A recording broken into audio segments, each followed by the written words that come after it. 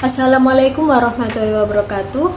Halo teman-teman semua, perkenalkan nama saya Nurin Jaslina dengan NIM 2104110044 bersama rekan-rekan saya yaitu Frista Angelina dengan NIM 2104110042 dan Elisa Indah Mayangsari dengan NIM 2104110050. Kami dari kelompok 8 akan mempresentasikan materi kami yang berjudul Pendidikan dalam Lingkungan Keluarga. Baik teman-teman, dalam materi pendidikan dalam lingkungan keluarga ini terdapat subjudul yaitu yang pertama, peranan keluarga dalam pendidikan anak-anak, yang kedua, pengaruh keluarga terhadap pendidikan anak-anak, dan yang ketiga, beberapa petunjuk penting bagi pendidikan keluarga. Pada subbab yang pertama akan dijelaskan oleh saya sendiri. Langsung saja, peranan keluarga pada pendidikan anak-anak. Tentunya orang tua memiliki peran terhadap anak-anaknya, karena untuk anak sendiri, keluarga bukan sekedar orang yang memiliki satu darah yang sama dan memiliki DNA yang sama. Namun, keluarga juga merupakan satu-satunya tempat untuk anak-anak berlindung dan mempertahankan diri dari hal yang membahayakan dirinya. Oleh karena itu, keluarga memiliki peranan dalam pendidikan anak-anak, yaitu sebagai berikut. 1. Menjadi guru. Setiap anggota keluarga pasti bisa dan mungkin menjadi guru dari anggota lain yang masih anak-anak. 2. Menjadi teman. Orang tua bisa berperan menjadi teman ketika berbicara mengenai pendidikan anak-anak. 3. Seorang hakim.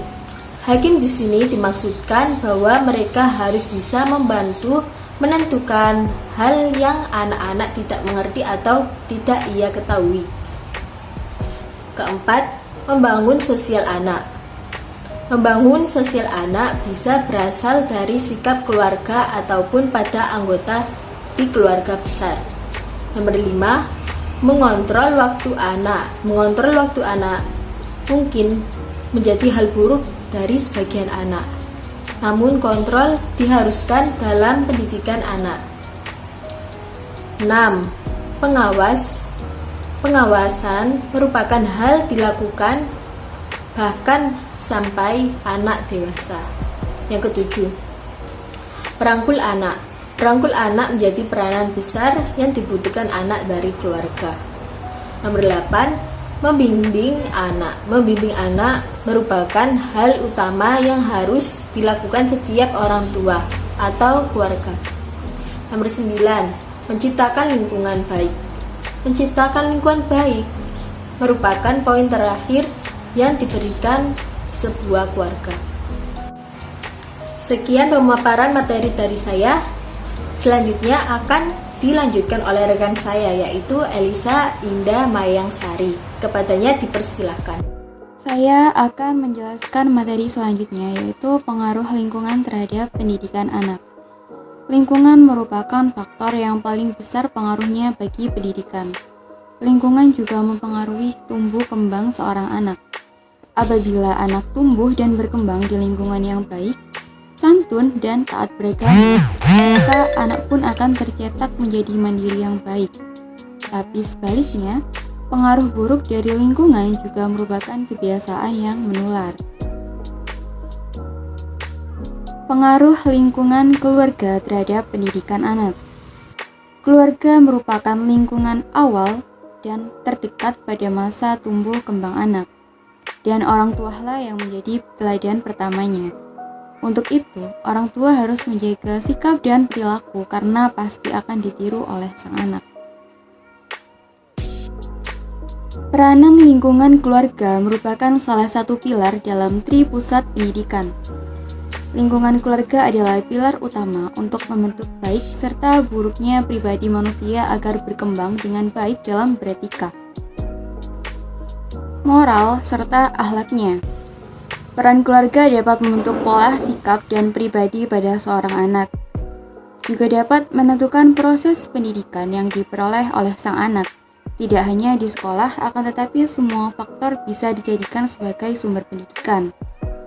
Lingkungan keluarga juga dapat berperan sebagai sumber pengetahuan anak dan juga dapat berpengaruh terhadap keberhasilan prestasi anak.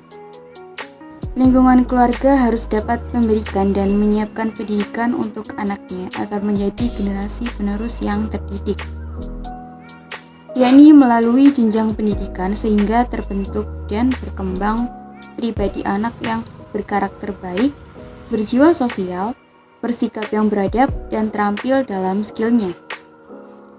Mengapa lingkungan keluarga perlu mendapatkan pendidikan? Karena lingkungan keluarga adalah contoh keteladanan pembentukan awal pribadi dan watak seorang anak. Peran lingkungan keluarga dalam perkembangan anak dapat diberikan melalui pengawasan intern dan ekstern. Mewujudkan generasi anak yang terbaik dapat dilakukan melalui keahlian dan kesabaran untuk memberikan sistem pendidikan. Hal ini dimaksudkan untuk mewaspadai keutuhan sikap dan perilaku tumbuh kembang anak, baik dalam aspek sikap, perilaku, dan pertumbuhan sosial sang anak, yang perlu berbaur dengan keadaan lingkungan sekitar. Walaupun memiliki tingkat pendidikan yang tinggi, tetapi rendah dalam hal moralitas, individu tidak akan berarti di mata siapapun. Pendidikan moral dimulai dari sebuah keluarga yang menanamkan budi pekerti luhur dalam setiap interaksinya.